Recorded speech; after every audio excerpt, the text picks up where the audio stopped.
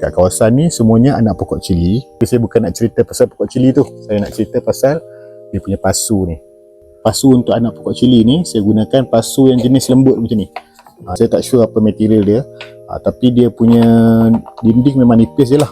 Dia macam plastik je. Okay, harga dia memang murah sangat-sangat sebab dia nipis. Sesuai lah untuk kita tanam pokok-pokok yang kita nak jual ke, untuk sementara ke macam ni.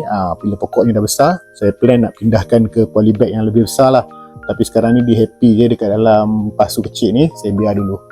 So pasu ni ada banyak saiz lah. Yang saya beli ni tak salah saya saiz 14 cm kot. Dia punya dinding ni memang nipis. So memang kalau kemek-kemek tu biasa lah. Dia ada macam-macam saiz lah. Yang kecil, yang besar semua ada. Yang paling best tu harga dia murah lah.